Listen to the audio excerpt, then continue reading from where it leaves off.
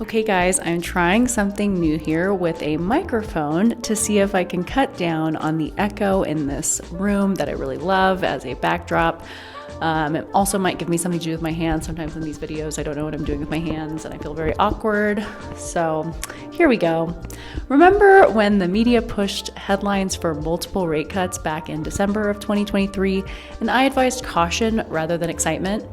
This restraint was based on understanding the Fed's long-term goals and recognizing the ongoing instability in our market.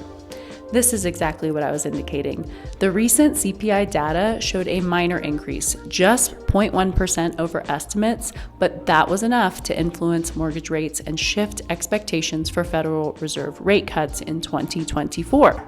Last week, we observed mortgage rates climbing as market reactions reduced the likelihood of any anticipated rate cuts in the near future.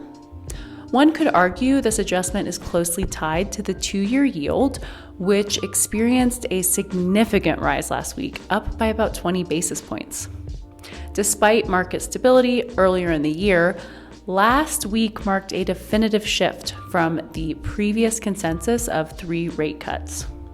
Earlier forecasts had predicted up to 6 rate cuts, yet the CPI data, particularly driven by shelter costs, which make up a significant part of the index, shows that inflation isn't subsiding as hoped.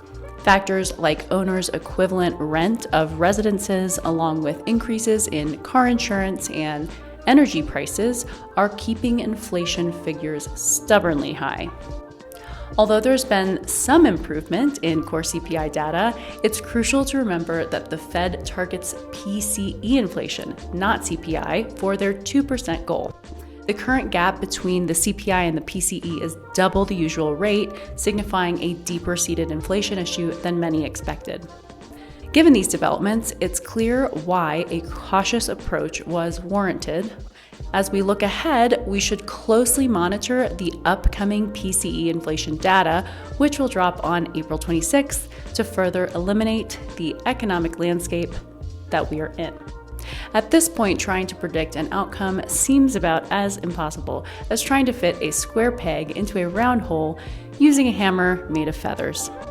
Stay tuned for more updates as the situation continues to unfold, and be sure to tune in next week where I will drop a detailed analysis of how this data is affecting the Southwest Colorado real estate market in our Q1 2024 market report.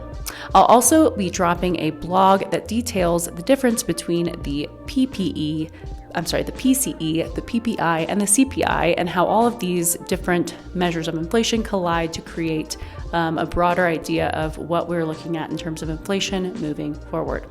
Thanks so much for tuning in, and I'll catch you next time.